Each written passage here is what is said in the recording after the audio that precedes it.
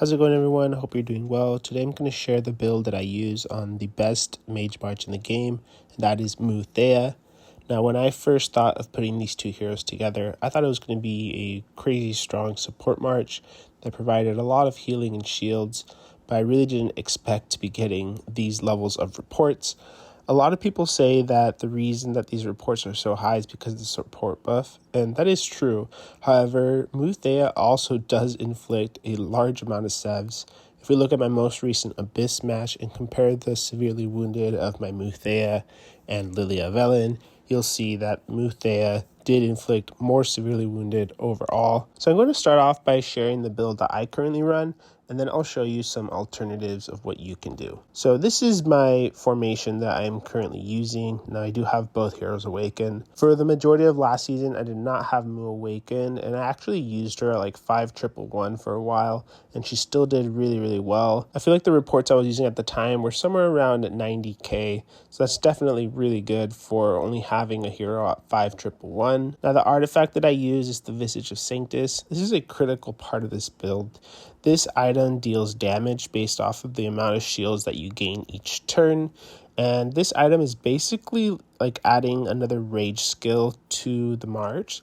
So Theia only provides shields and doesn't actually deal damage, but with this item you're actually able to deal a decent amount of damage each turn, and I'll show you some of the damage hits that I've gotten on some of my reports. Now this artifact is only at level 3. Getting it to level 5 brings the damage factor up to 500, and of course you also get the bonus stats of damage taken and damage dealt. And for the pet, I am using the sapphire faedrake.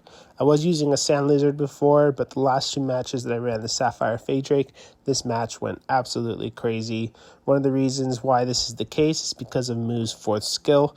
This increases the total damage dealt by the march. So this skill is going to be boosting the damage of Visage of Sanctus and also of your Warpet. Now let's go ahead and look at the talent tree. So one of the reasons that Theia does so well is because she's able to go into the support talent tree and actually use the pick me up talent quite a bit. So Mu's rage skill is going to give you 3 instances of heal, and Theia's shield will give you 1 instance of shield per turn. Now, I do run some sand lasers in my composition, so that's going to give us, 1 or 2 more procs of this skill here. So we're looking at anywhere between 60 to 90 rage per rage cycle, which is pretty awesome. Combine that with the rage that you get from both of these head-held highs, and you're going to be triggering rage cycles very quickly. Those are really the most important parts of this build here. I like to go with this skill here, Punisher. It's just a little bit of extra damage that you can deal. I think that this can be a good one, but I would prefer the damage over the extra healing factor. This march already has a lot of sustainability. When it comes to the PvP tree over here, you'll see people run different things. A lot of people like to run the skill damage instead of the rage, and they like to run defense instead of rivalry, which gives you bonus normal attack. I like using bonus normal attack because Theia gives you a lot of attack buffs, and Mu does as well. And so I feel like the normal attack damage that the march does is actually quite a lot. And then I'm using head held high because I'm trying to trigger rage cycles more often.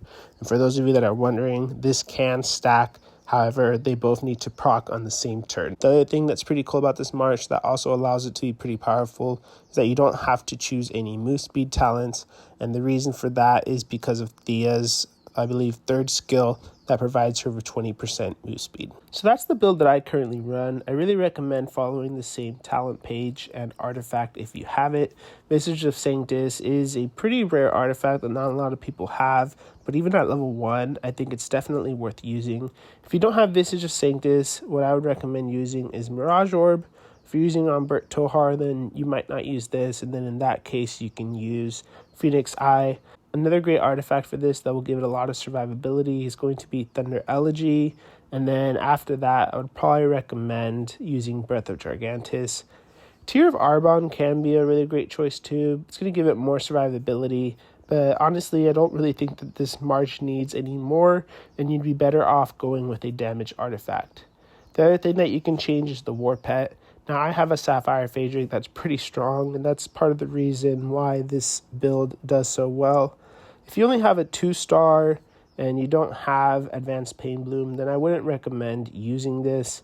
You can have really great success with using a sand lizard.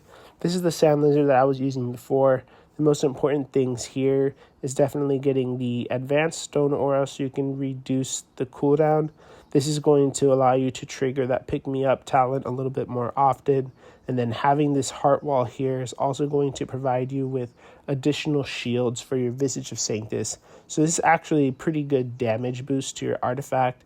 And then I like using Outbursts of Rage with this build, as it could potentially help you trigger your rage cycles more quickly, leading to increased overall damage.